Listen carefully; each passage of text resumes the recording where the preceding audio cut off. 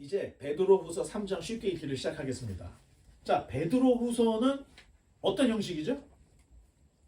편지 형식이다. 대신 이 안에는 증인이 되고 목격자가 되는 이 베드로가 거짓 선지자 이단자들을 고소하는 법정적 수사학이 들어있어요.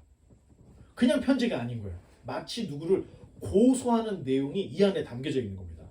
자, 그 법정에는 예수님의 재림 그리고 최후의 심판을 믿지 않는 이들 그리고 그것을 부인하는 이들을 대적하고자 마치 법정에서 이 기소를 하듯이 이 수사학을 구사를 하고 있습니다. 그러면 저와 여러분들은 방청객입니다.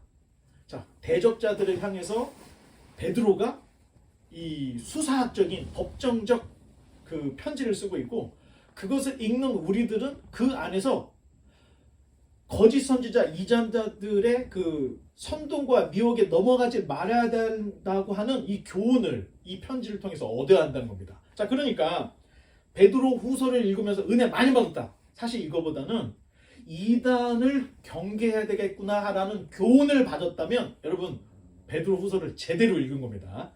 자, 그러한 의미에서 베드로는 이 편지를 읽는 모든 독자들을 사랑하는 자들아. 자, 이렇게 말하고 있습니다. 자, 페이지 한번 넘겨볼까요? 자, 이게 오늘 3장 전체예요. 자, 빨간 글씨로 되어 있죠? 자, 빨간 글씨로 되어 있는 1절, 8절, 14, 17절에 다 베드로가 사랑하는 자들아 하면서 이단자들에 대한 논박을 하면서 이런 교훈을 받아야 되지 않겠느냐. 자, 우리 독자들을 사랑하는 자들아 이렇게 4번씩이나 표현을 하고 있는 겁니다. 자, 베드로후서 3장은 이전의 논쟁들, 예수님의 재림, 그리고 최후의 심판 이걸 다시 1장, 2장의 주제들을 다시 끌고 와서 적대자들을 기소를 하는데 세 개의 권위로 이 지금 그 이단자들을 논박을 하고 있는데 자, 1절과 2절을 자, 다음 페이지 한번 읽어보겠습니다. 이쪽부터 쭉 돌아갈까요? 사랑하는 자들아, 내가 이제 이 둘째 편지를 너에게 쓰노니 이 두 편지로 너의 진실된 마음을 일깨워 생각나게 하며 그 거룩한 선지자들이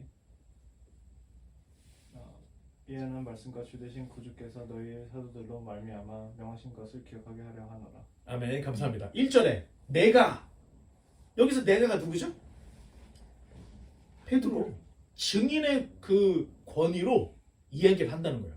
또 2절에 거룩한 예언자들의 권위로 그리고 2절에 주님의 명령의 권위로 재림과 심판을 조롱하는 자들에 대한 논박을 이렇게 세 개의 권위로 하고 있는 겁니다. 계속해서 3절과 4절을 또 읽어보겠습니다. Most importantly, I want to remind you that in the last days, scoffers will come mocking the truth and following their own desires. They will say, "What happened to the promise that Jesus is coming again? From before the times of our ancestors, everything has remained the same since the world was first created." 아멘. 감사합니다. 자, 3절에 말세에 자, 말세가 언제부터 언제까지를 말세라고 그랬죠? 자, 지난 시간에 설교를 한번 더듬어서 말세면 언제부터 언제라고 그랬죠?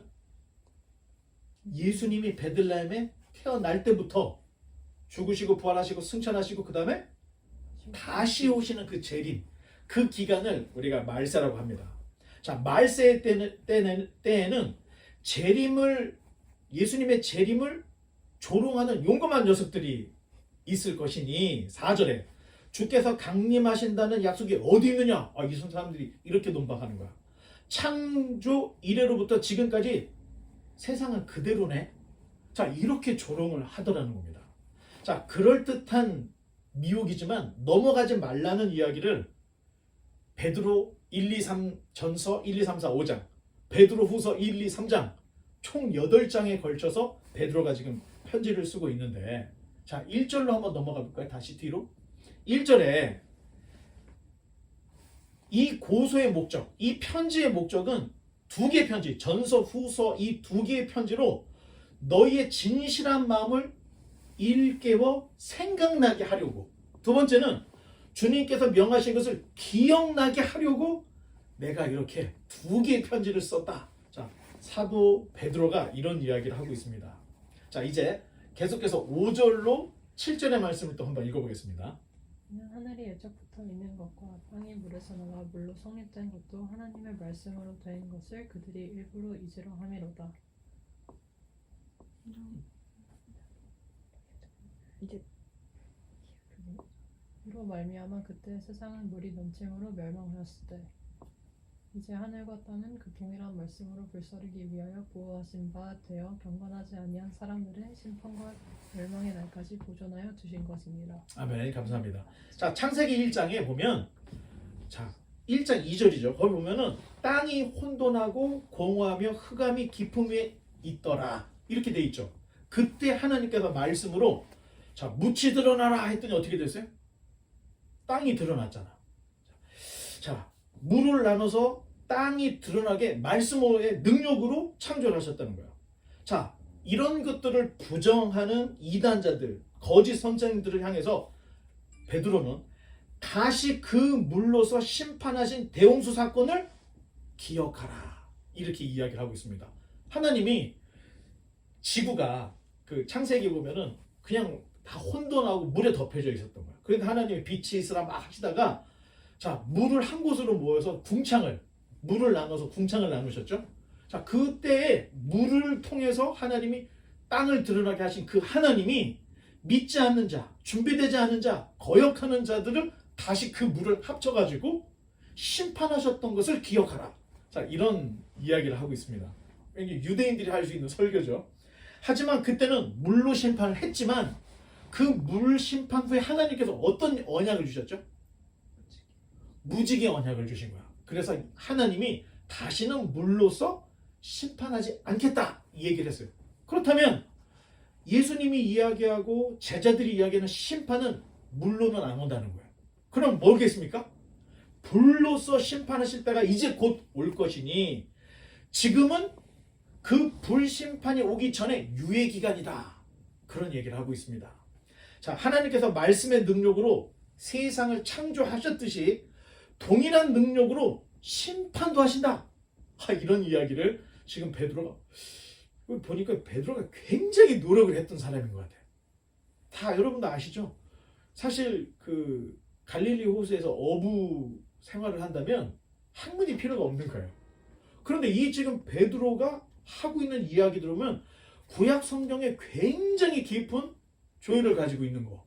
그리고 그 구약 성경의 이야기, 창조와 심판과 이런 이야기를 그리스도의 복음으로 탁 바꿔갖고 이렇게 설교하는 내용을 볼 때 베드로가 굉장히 열심히 노력을 했던 것을 우리가 볼 수가 있는데 자, 심판은 멈출 수 없고 피해갈 수 없는 이미 확정된 예언이다.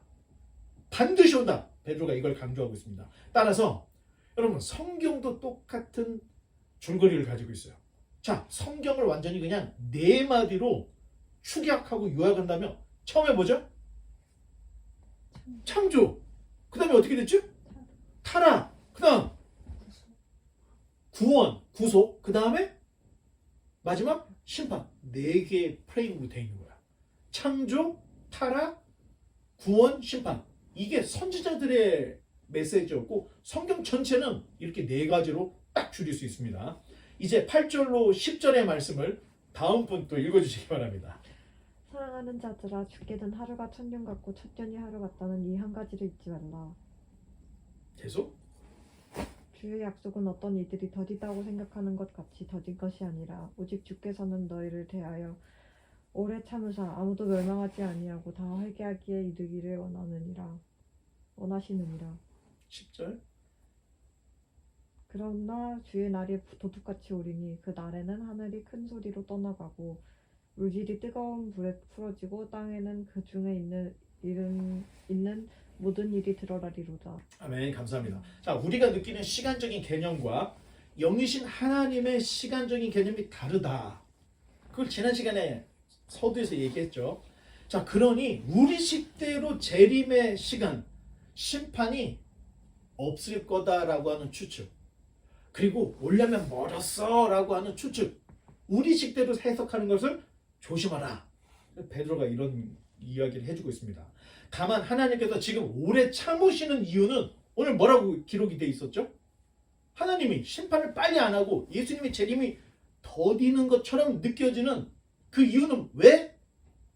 한 사람이라도 더 회개에 이르게 하기 위해서 하나님이 오래 참으시는 거다.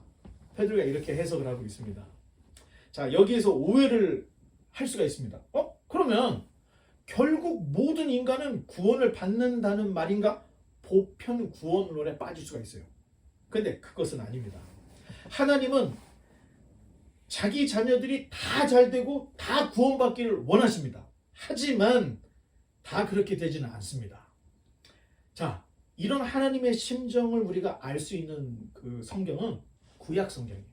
신약 성경에는 진리를 가르치고 선포하기 때문에 사실 하나님의 그 마음이 잘 나와 있지 않아요. 그리고 예수님 이후에 예수님에 대한 복음 이야기가 주로 기록되어 있기 때문에 하나님의 마음은 구약 성경을 읽어야만 하나님의 마음을 알 수가 있는데, 자, 구약 성경을 보면 하나님이 어떤 하나님이라고 자기를 얘기하죠? 나는 질투하는 하나님이다. 그리고 하나님 자신을 떠난 백성들을 나도 저들을 버린다. 하나님이 이런 얘기를 하셨던 거예요. 자, 하나님은 분명히 자기 백성에 대한 구분이 명확함이 있습니다. 그리고 상벌이 명확하다는 거예요. 하나님은 그런 분이라는 거예요. 자, 그러니 장난치지 말고 하나님께 설 것인지 세상에 설 것인지를 분명히 하라는 겁니다. 자, 신앙에 있어서 회색 지대가 있습니까? 없습니까? 자, 회색 지대는 뭘 의미하죠? 중간 지대를 얘기하는 거죠. 검은색도 아니야. 또 흰색도 아니야. 딱 중간 지대를 얘기하는데 회색은 흰색에 속할까요? 검은색에 속할까요? 여러분 초등학교 때 색연필 많이 크레파스 보셨죠? 그러면 검은색과 흰색을 나눌 때 그 배열이 어떻게 돼 있던가요? 회색하고 검은색은 딱 구분이 돼 있다는 거예요. 회색은 절대 흰색에 속하지 않는다는 겁니다. 흰색은 아무것도 안 들어가 있을 때 흰색이라는 거야. 그런데 거기에 다크가 들어가든가 또는 붉은색이 한 방울 들어간다든가 그렇게 됐을 때는 분홍색이 되고 회색이 되는 거야. 결국에는 뭐냐? 세상과 하나님을 같이 섬긴다 할 때는 그것은 하나님 편에 선 것이 아니라는 겁니다. 그냥 세상에 서 있는 것과 똑같은 회색이라는 말은 세상에 속해져 있는 그 모습을 우리로 하여금 깨닫게 해야 된다는 겁니다. 그래서 여러분, 그 하나님의 편에 설 것인가 세상 편에 설 것인가는 여러분들이 분명히 정해서 분명한 색깔을 내야 된다는 거예요. 하나님께서 장차하실 그 심판이 얼마나 엄중한지 지금 읽었던 10절만 한번 다시 읽어보겠습니다. 시작. 그러나 주의 날이 도적같이 오리니 그날에는 하늘이 큰 소리로 떠나가고 물질이 뜨거운 불에 풀어지고 땅과 그 중에 있는 모든 일이 드러나리로다. 자, 주의 날에 하늘이 큰 소리로 떠나간대. 그리고 물질이 뜨거운 불에 풀어지고 땅과 그 중에 있는 모든 것이 다 드러난다는 거예요. 자, 당시 거짓 선지자 이단자들은 영지주의자들이라고 얘기했는데 이 영지주의자들이 추구했던 게 쾌락이었습니다. 자, 쾌락을 대표하는 철학자가 있죠. 고대 에피쿠루스. 사실은 에피쿠루스를 쫓은 게 아니고 에피쿠루스가 이야기했던 것의 일부를 영지주의자들이 받아들인 거예요. 자, 에피쿠루스는 쾌락주의자였어요. 근데 어떤 쾌락주의자였냐면은 학문이나 도덕이 인간의 쾌락에 이바지하지 못한다면 이건 쓸모가 없는 것이다. 이렇게 이야기를 했는데, 자, 우리가 자연이나 세계에 대한 탐구, 또 열심히 공부하는 것은 헛된 망상과 미신에 대한 공포를 없애기 위해서 마음을 유쾌하기 위해서 공부를 한다는 거예요. 에피쿠로스는. 그러니까 굉장히 우리가 생각하는 쾌락주의자 에피쿠로스는 우리가 생각했던 것보다 조금 수준이 높습니다. 여러분, 에피쿠로스가 공부를 해야 되는 이유를 지금 뭐라고 얘기했다 그랬죠? 여러분들에게 자유를 주기 위해서. 두려움, 미신, 이것을 타파하기 위해서는 공부를 해야 된다. 에피쿠로스가 이렇게 얘기를 했습니다. 더 나아가 에피쿠로스는 데모크리토스, 고대 시대의 원자론을 주장했던 사람이야. 굉장히 지금 생각하면 지금 원자 뭐 양자 막 이런 얘기가 지금 막 코로나 이후에 막 터져 나오는데 고대 시대 철학자들은 원자론이라는 것을 생각으로만 했다는 거예요. 그때는 도구들이 없으니까 뭐 깊은 사색으로 자기 이론을 펼치는데 아니 데모크리토스는 그냥 생각만으로도 원자설을 얘기했다는 거예요. 이 세상에는 이 세상의 물질은 텅 비어 있고 텅 빈 공간과 운동하고 있는 원자들이 세상을 이루고 있다. 굉장히 천재적이죠. 이 사람의 지금 이론은 천재적인데 이 에피쿠로스가 이 데모크리토스의 원자론을 받아들이는 거야. 왜? 이 사람은 물질주의자고 쾌락주의자이기 때문에 절대로 원자는 없어지지 않는다. 그리고 이 세상, 이 물질 세상의 근간이 원자다. 데모크리토스의 그 원자론을 받아들이면서 이런 주장을 했던 거예요. 자, 그러니 원자는 없어지지 않아. 그러니까 물질 만능주의 또는 물질 또는 약간 뭐라 그럴까요?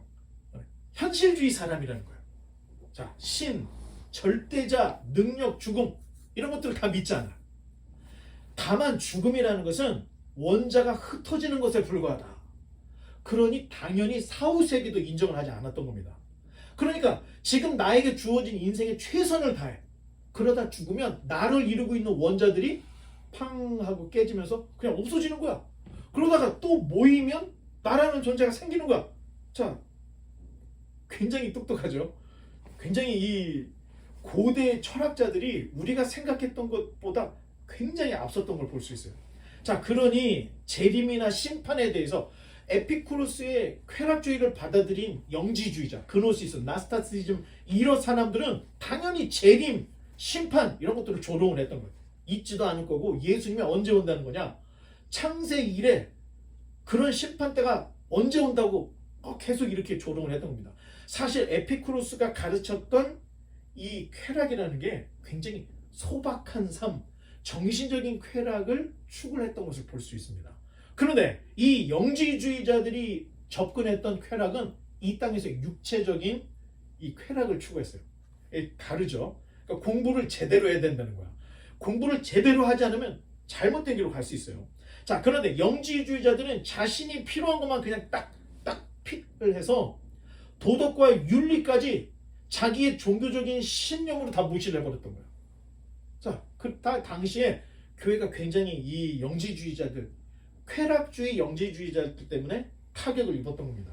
사실 주의 날 하늘이 큰 소리로 떠나가고 물질이 뜨거운 불에 풀어지고 땅과 그 중에 있는 모든 일이 드러난다. 이 말은 데모크리토스 그리고 에피쿠로스가 이야기했던 원자도 소멸해.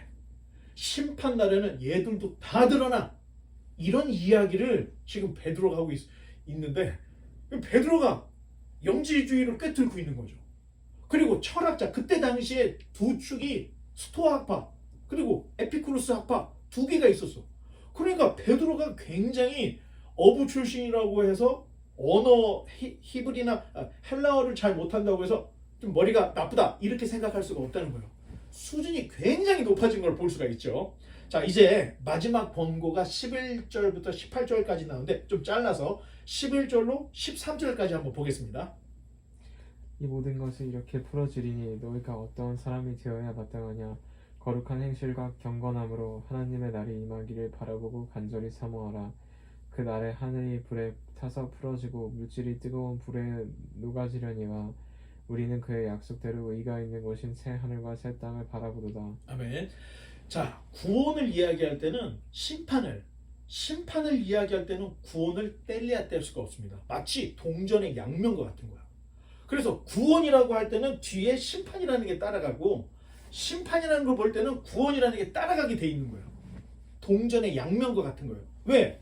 하나님의 심판은 그냥 파괴, 와다다당 하고 부서뜨리고 끝나는 게 아니기 때문에 다시 회복하시는 의미가 담겨져 있기 때문에 심판에는 구원에는 심판이 따라다닌다는 거야. 자, 마치 여러분 요새 한국에 강남 재개발 뭐 강북 재개발 이런 얘기 많이 들었죠. 자, 재개발을 하면 어떤 일이 벌어지죠? 재개발하면 어떤 일이 벌어져요? 땅값이 올라? 아, 이건 나중에 문제고. 재개발은 왜 하는 거죠? 너무 노후된 거야, 아파트가. 그러니까 이걸 다 부셔버리고 새로 짓는다는 거예요. 그래서 이게 재개발이라고 하는데, 심판을 통해서 옛 것이 다 없어지는 거예요. 그리고 다시 새로운 것이 회복이 되는 건데, 자, 이런 것들을 신학적인 용어로 재창조라고 이야기합니다. 재창조. 자, 재창조는 창조보다 차원이 높을까요? 낮을까요? 어떻게 생각해요? 자, 여러분, 이거 되게 중요한 어려운 얘기들을 지금 쉽게 얘기를 하고 있는 건데, 자, 생각해 보세요. 옛날 집을 다 부셨어요. 그리고 새로 집을 만들었어. 그러면 이 새 집이 옛날 집보다 나쁩니까? 좋습니까? 당연히 좋죠. 당연히 좋아. 자, 예수님께서 부활하신 후에 제자들에게 나타났죠. 근데 예수님 와서, 야, 나 여기 못 박힌 곳 좀 아파 죽겠어. 내가 가시관 쓰일 때 내가 얼마나 아팠는 줄 아니? 배고프니까 밥 좀 줘. 자, 그런 모습이 담겨져 있죠. 그런데 예수님이 어떻게 나타나죠? 예수님을 죽였으니까 제자들까지 당국자들이 잡으려고 해. 그러니까 어떻게 했어요? 문을 걸어 잠그고 덜덜덜 떨고 있었는데, 문을 걸어 잠그고 덜덜 떨고 있는 그 자리에 예수님이 어떻게 생각하면 벽을 그냥 통과해가지고 오신 거예요. 자, 그러면서 예수님께서 말씀하시기를, 야, 먹을 거 있으면 좀 갖고 와. 그러면서 먹을 걸 달라고 그러시는 거예요. 자, 물질이라면 반발 때문에 벽을 뚫을 수가 없는 거예요. 당연하죠. 그런데 물질, 눈에 보일 수 있는 이런 형태로 나타나셨는데 그 예수님이 벽을 뚫고 그냥 지나오신 거예요. 그리고 만약에 유령이라면 음식을 먹을 수가 없잖아요. 잡을 수가 없으니까. 그런데 예수님이 어떻게 했죠? 그 음식을 잡수셨다고 되어 있는 거예요. 자, 그렇다면 예수님의 그 부활한 모습이 부활 전의 모습하고 비교를 했을 때 차원이 어떻게 됐습니까? 도약을 했죠. 더 높아진 거죠. 자, 그렇다면 재창조라는 것은 그냥 하는 게 아니라는 겁니다. 옛 것을 부셔버리고 새 것을 만들었는데 이 새 것은 과거의 모습보다 훨씬 좋다는 거예요. 자, 그래서 성경에서는 우리에게 심판이라고 할 때는, 야, 심판에 대해서 두려워만 하지 말고 새 하늘과 새 땅, 이것을 소망해야 된다. 이것을 이야기하고 있습니다.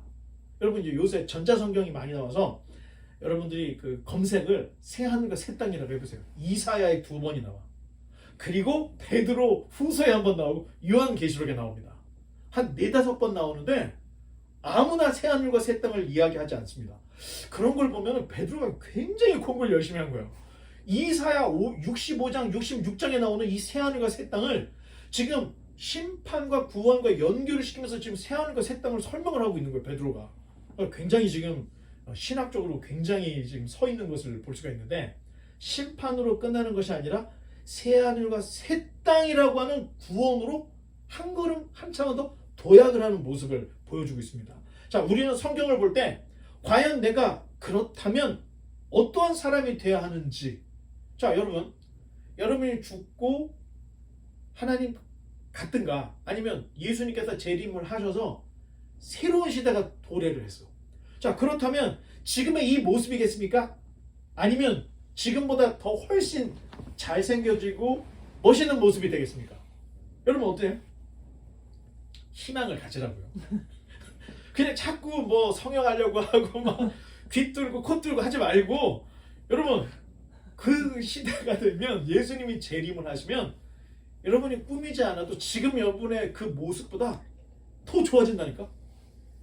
자, 이런 소망을 갖는다면 지금 이 땅에서, 자, 여러분 저기 스플렌더나 게임을 하다 보면 내가 정말로 열심히 했는데 우승을 할 때보다 못할 때가 많죠. 그렇잖아요. 그러니까 속임수를 쓰지 않고 게임을 해보면 이게 랜덤인 거야. 내가 이길 수도 있고 질 수도 있어. 그런데 묘하게 꼭 나만 꼴찌를 하는 거야. 인생도 안 풀리는 사람이 있어요. 그래갖고 뭔만 하면 들어먹고 뭐만 하려면은 실패하고 이 땅에서 잘 안 되는 사람이 있어. 자, 이런 사람도 어떻게 되죠?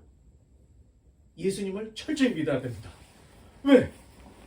반드시 예수님께서 재림하시고 재창조하실 때는 여러분의 그 실패한 모습 그대로 다시 재창조되는 것이 아니라 여러분들은 이제 실패자가 아닌 소망이 넘치는 한 단계 높은 차원의 사람으로 바뀌게 된다는 거예요. 내 인생이 바뀌게 된다는 겁니다. 이게 신앙이고 이게 소망이라는 거예요. 그러니 소망과 신앙이 있는 사람은 이 땅에서 절대 포기하지 않는다는 겁니다. 끝까지 간다는 거예요. 자, 이제 마지막, 이제 그 14절로 마지막 절까지 갔는데 세 가지의 권고사항이 나옵니다. 자, 이게 이 편지가 어떤 형식의 편지라고 그랬죠? 법정적 수사학이 들어져 있다는 거예요. 자, 그렇다면 마치 지금 법원에서 기소를 하고 방어를 하는 그런 시스템의 어떤 그 편지인데, 자, 성경에 권고라는 말과 권면이라는 말이 있다는 얘기 했었죠. 자, 권면과 권고를 구분할 수 있는 사람. 자, 기억을 더듬어요. 자, 사도 바울은 주로 어떤 말을 썼죠? 권면이라는 말을 썼던 거야.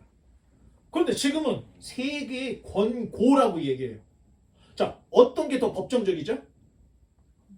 권고가 법정적이에요.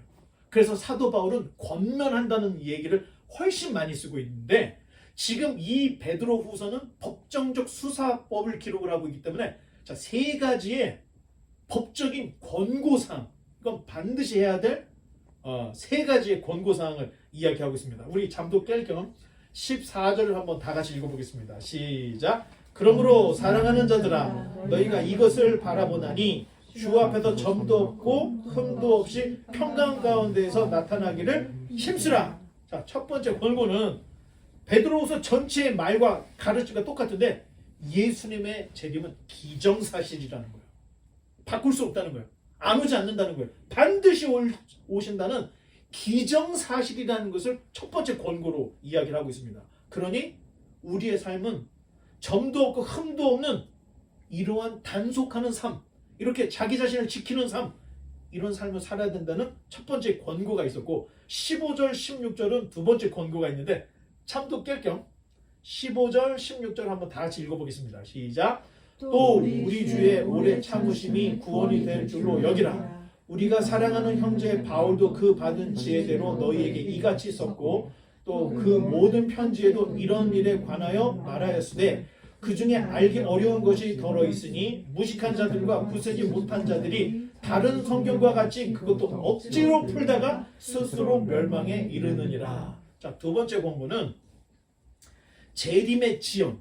왜 예수님이 안 오지? 이렇게 늦어지는 것 같은 그 이유는 한 사람이라도 더 회개에 이르게 하기 위한 하나님의 오래 참음이니 잘 분별하도록 하라.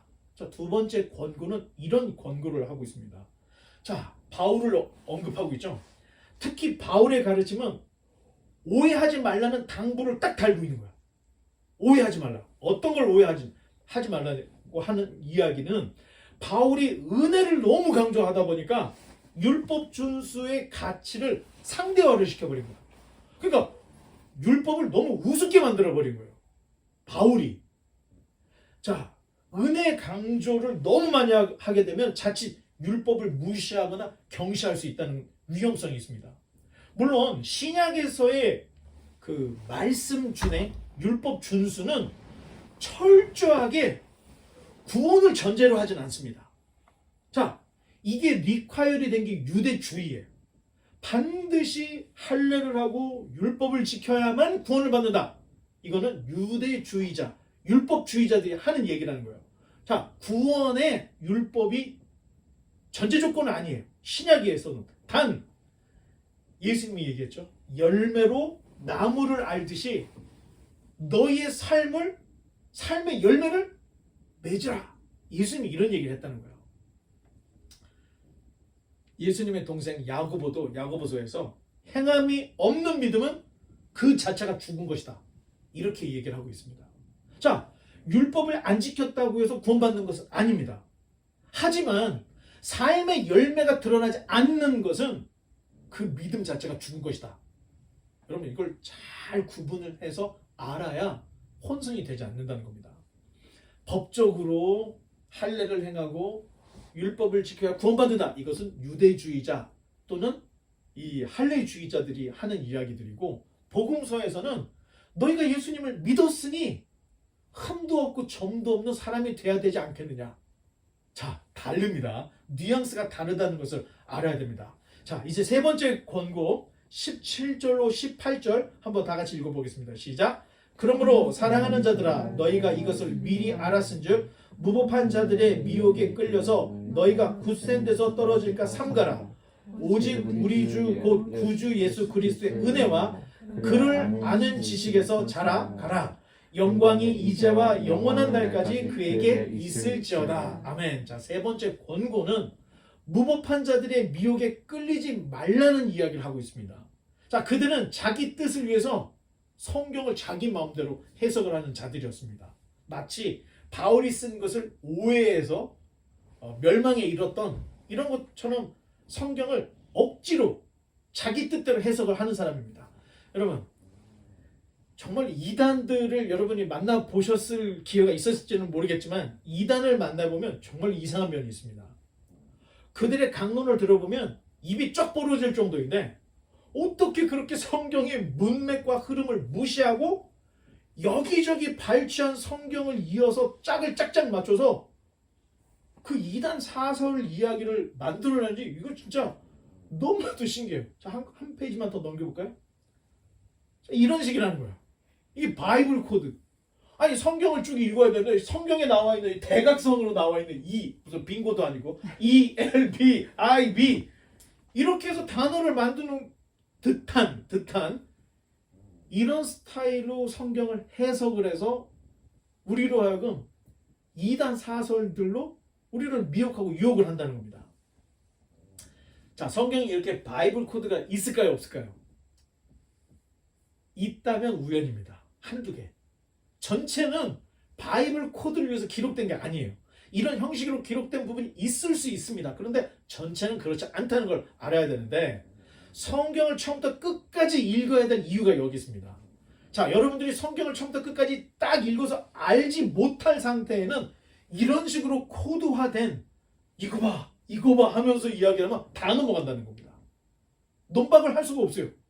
성경을 뒤밀고 성경으로 무엇인가를 얘기하니까 다 꿀딱꿀딱 넘어가 버리는 거예요. 그런데 여러분이 성경을 창세기로부터 요한계시록까지 편만하게 알고 있으면 여러분 저 사람이 지금 말장난을 하는 거랑 딱 안다는 겁니다. 정말 딱 알게 돼요. 전에도 한번 얘기했죠. 위조 지폐를 분간하는 그 교육을 가면은 한 3주 내내 뭘 가르쳐 줄까요? 3주 내내 가르쳐 주는 게 있다는 거예요. 위조 지폐를 식별하는 법을 가르쳐 주는데 대충 어떤 내용을 가르치냐면 처음부터 끝까지 진짜 지폐만 가르친다는 거예요. 위조 지폐를 대놓고 하지 않고 진짜 지폐만 계속 가르친다는 거예요. 그리고 3주 나가는 거예요. 그럼 나가면서 사람들이 물어보는 거예요. 근데 위조 지폐에 대한 걸 왜 안 가르쳐 줍니까? 위조 지폐는 날이 갈수록 발전하기 때문에 하나로 딱 말할 수가 없다는 거예요. 이단도 마찬가지죠. 그노시스, 신천지, 통일교 계속 무엇인가가 만들어지는 것처럼 위조 지폐는 그 모습을 달리하면서 계속 나온다는 거예요. 그런데 3주 내내 진짜 돈이 무엇인지를 3주 내내 배우고 나오면 가짜 위조 지폐를 딱 만났을 때 만져보기만 해도 알까요, 모를까요?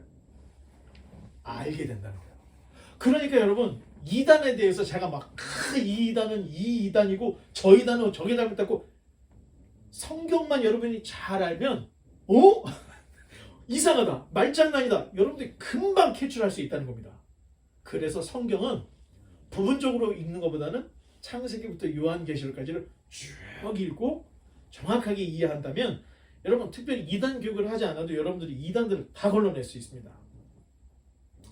자, 그러기 위해서 여러분 성경을 볼 때는 너무 알레고리컬하게 뭔가를 막 해석하려고 하지 말고 나한테만 너무 막 큐티하듯이 적용하려고만 하지 말고 그냥 문장을 제대로 읽을 수가 있어야 되는 겁니다. 일단 이게 주어, 동사, 목적어가 뭔지를 정확하게 알고 그 흐름과 문맥을 알아야 되는 거예요. 그리고 역사적인 배경을 알아야 됩니다. 이게 누구를 향해서 하는 얘기인지 어떤 상황에서 하는지를 역사적 배경하에 문장을 정확하게 읽어내면 여러분 그래야 그 안에서 하나님의 뜻을 캐치할 수가 있다는 거예요. 자, 그래서 베드로후서 맨 마지막 18절에 자, 뒤로 돌아가서 자, 18절에 그리스도의 은혜 그리고 그리스도를 아는 지식을 여러분 베드로가 어부 출신이었잖아. 그렇다면 은혜 기도 이렇게 얘기할 수 있습니다. 그런데 반드시 지금 베드로가 빼놓지 않고 이야기하는 게 그리스도를 아는 지식에 자라라는 이야기를 딱 하고 있다는 겁니다. 아까 얘기했죠. 에피쿠루스 그 다음에 영지주의 베드로가 일자 무식자가 아니라는 거예요. 그들이 무엇을 주장하고 있는지도 분석을 해내는 거야. 그리고 이들을 어떻게 논박을 해야 될지 구약 성경을 어떻게 인용해야 될지도 다 알고 이야기를 하고 있다는 거예요. 그렇다면 베드로는 옛날에는 어부였지만 지금은 어떻게 됐을까요? 사도로 수제자 사도로 교회의 리더로 서기에 부족함이 없게 서 있다는 거예요. 자, 그러니까 맨 마지막에 은혜 이것만 말하는 것이 아니고 그리스도의 은혜와 그리스도를 아는 지식에까지 자라가라 이런 이야기를 하고 있다는 겁니다. 자, 이제 여러분 기지개 한번 필까요? 자, 아이고 여러분, 자 이제 말씀의 결론을 맺겠습니다. 신약 성경의 후반부로 갈수록 이단의 경고들이 점점 많아지고 있는 거야. 그게 느껴지죠? 베드로 전서 후서 어떻게 생각하면 전체가 다 이단에 대한 경계였는데 다음 시간에 볼 유다서도 베드로 후서 2장과 너무 비슷해. 이단에 대한 경고를 한 장짜리에 한 장짜리. 그리고 그 다음에 나오는 요한 1서 2서 3서에도 어떻게 돼요? 이단에 대한 경계, 적그리스도에 대한 이야기를 한다는 거예요. 그리고 맨 마지막 신약 성경의 마지막 요한 계시록에 보면 여러분 이 땅을 흔들고 있는 악의 세력들, 적그리스도, 거짓 선지자, 거짓 예언자들의 얘기가 계속 나오고 있는 것을 볼 수가 있는데 후반부로 갈수록 가짜를 구별하라 이런 이야기를 계속하고 있다는 겁니다. 자, 우리가 영적으로 성장한다는 것은 자, 여러분 우리가 성장이라는 말을 신앙의 성장, 믿음의 성장 얘기 많이 하죠. 여러분 새벽기도 한 번도 안 빠지고 다 나왔다. 열심이 있고 의지가 있다는 거예요. 믿음은 그 척도가 아니라는 겁니다. 그리고 찬양은 너무 잘해. 그럼 달란트가 좋은 겁니다. 그거는 믿음이 성장했다고 할 때는 예수 그리스도를 아는 것만큼 성장을 하는 겁니다. 신앙이 자랐다고 할 때는 알고 배운 만큼 자라는 거예요. 그리고 배우고 본받는 만큼 자라는 거고 끝으로 그것을 아는 만큼 실천한 만큼 자라게 되어 있다는 겁니다. 그러니까 습관적인 신앙은 그냥 습관적인 종교 활동이라는 거예요. 아무것도 모르고 열심만 내. 신앙의 대상을 몰라. 여러분 그렇다면 시간만 허비하는 겁니다. 그러니 은혜뿐만 아니라 그리스도를 아는 지식, 이 지식이라는 게 기도로 되는 게 아니라는 겁니다. 성경을 펴서 읽고 역사 공부도 하고 그리고 문장 공부도 하고 또는 코멘터리도 보고 이러면서 점점 신앙이 성장을 하고 성숙을 하는 겁니다. 마지막 읽었던 우리 18절만 한번 읽고 베드로후서 3장을 후서 전체를 마치겠습니다. 시작. 오직 자 시작. 오직 우리 주 곧 구주 예수 그리스도의 은혜와 그를 아는 지식에서 자라가라. 영광이 이제와 영원한 날까지 그에게 있을지어다. 아멘. 기도하겠습니다.